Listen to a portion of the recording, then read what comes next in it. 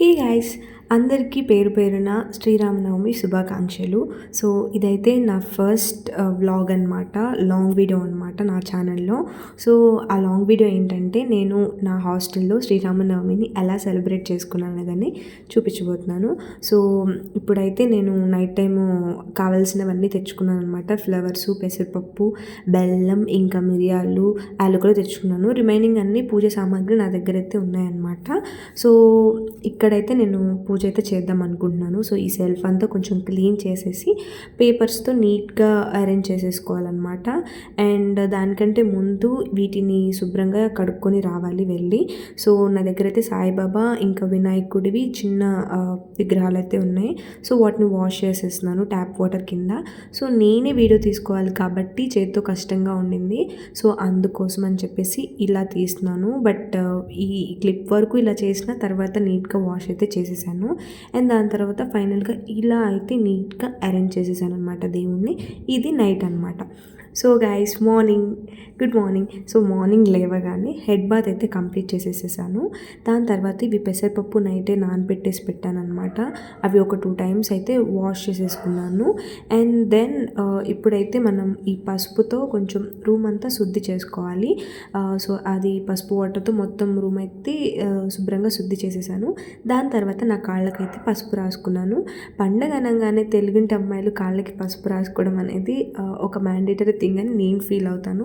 So అందుకని చెప్పేసి పసుపు అయితే రాసేసుకున్నాను. దాని తర్వాత ఫ్లవర్స్తో నీట్గా ఇక్కడైతే డెకరేట్ చేసేసుకున్నాను. బేసిక్గా నాకు ఇలా పూజలు చాలా డెకరేటివ్గా చేసుకోవడం అనేది చాలా ఇష్టం అనమాట. సో అందుకని మ్యాక్సిమం నాకు వీలైనంత వరకు హాస్టల్లో ఉన్నా సరే నాకు ఇష్టం ఉంటే ఖచ్చితంగా పూజ చేసుకుంటాను. సో ఇందాకైతే ఇవి వాష్ చేసి పెట్టాను, మళ్ళీ ఇంకొకసారి వడకట్టేద్దాము. సో ఫైనల్గా పెసరపప్పు అయితే ఇలా వడకట్టేసి పక్కన పెట్టేసుకుందాము. అండ్ దాని తర్వాత మనం దేంట్లో అయితే పానకం చేయాలనుకుంటున్నామో దానికి ఆ బౌల్ చుట్టూ కూడా పసుపు అయితే యాడ్ చేసేస్తున్నాను, అప్లై చేసేస్తున్నాను.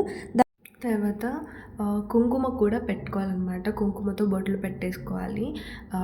దాని తర్వాత దీనికి ఒక ఆకు కూడా కడతారు తోరణం లాగాను, దాన్ని ఏమంటారో తెలియదు నాకు యాక్చువల్లీ. సో అయితే నేను దాన్ని లాస్ట్లో కట్టేద్దామని చెప్పేసి మళ్ళీ ఇప్పుడు బెల్లాన్ని అయితే తురుముతున్నాను. సో బెల్లాన్ని అయితే తురుముకుందాం. యాక్చువల్లీ నల్లకొట్టేస్తారు, బట్ మనకు అంత పాసిబిలిటీ లేదు కాబట్టి ఇక్కడ తురిమేస్తున్నాను అనమాట. బెల్లాన్ని బాగానే కట్ అయిపోతుంది. సో చక్కగా మొత్తం కూడా బెల్లం అయితే తురిమేసాను. ఇది 1/2 కిలో బెల్లం అనమాట. సో ఆ బౌల్కి అంత ఎక్కువైపోతుందని చెప్పేసి కొంచెం ఒక 1/2 అమౌంట్ వదిలిపెట్టేసి రిమైనింగ్ మొత్తం కూడా తురిమేశాను. సో అండ్ దాంట్లో ఇప్పుడు మనం మిరియాలు ఇంకా యాలకులు ఏవైతే ఉన్నాయో వాటిని దంచేసుకోవాలన్నమాట. ఇది కొంచెం కష్టమైన ప్రాసెసే, బికాజ్ గ్లాస్తో స్మాష్ చేస్తున్నాను నేను. సో కాబట్టి కొంచెం చాలా టైం తీసుకుంది అనమాట దానికి. సో అందుకే నేను ఫాస్ట్ ఫార్వర్డ్ పెట్టేశాను, హ్యాండ్స్ కూడా పెయిన్ వచ్చేసాను. అండ్ దాని తర్వాత వాటర్ యాడ్ చేసేసాను.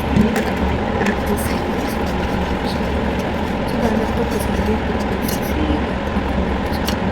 అండ్ దాని తర్వాత ఇప్పుడు దీనికి తోరణం అయితే కట్టాలి. ఆకైతే నా దగ్గర లేదు. సో అందుకని చెప్పేసి నేను ఫ్లవర్తో కట్టేస్తున్నాను. ఇది యాక్చువల్లీ కొంచెం థ్రెడ్ సరిపోక చాలా టైం తీసుకుంది దీనికి కూడా. But finally I did it అనమాట. సో చక్కగా అయితే చేసేసాను. చేసుకున్నాను. అండ్ దాని తర్వాత ఇప్పుడు మనం కొంచెం బెల్లం తీసుకొని దాన్ని పెసరపప్పులో కలుపుకోవాలన్నమాట. ఈ విధంగా పానకం ఇంకా వడపప్పు అయితే ప్రిపేర్ చేసేసుకున్నాను. సో చక్కగా ఇవైతే పక్కన పెట్టేశాను. చాలా సాటిస్ఫైయింగ్గా అనిపిస్తుంది అనమాట. చాలా బాగా కుదిరాయి కూడా. అండ్ ఇప్పుడైతే ఫైనల్గా దేవుడి దగ్గర ప్రసాదాలు పెట్టేసాము. So it's time to puja. So puja అయితే చేసేస్తున్నాను. కోకోనట్ ఆయిల్ యూస్ చేస్తున్నాను అనమాట దేవుడి కోసం. అండ్ దాని తర్వాత అగరబత్తులు ఇవన్నీ వెలిగించేసాను. సారీ ఇట్లా పూజ చేస్తూ వీడియో తీస్తున్నానని తప్పుగా అనుకోకండి. సో సెల్ఫ్ నేనే తీసుకోవాలి కాబట్టి అలా చేశాను అనమాట. దాని తర్వాత హారతి ఇస్తూ శ్రీరామనామం అయితే జపించాను అనమాట. జయ జయ శ్రీరామ్, జై శ్రీరామ్, జై జై శ్రీరామ్.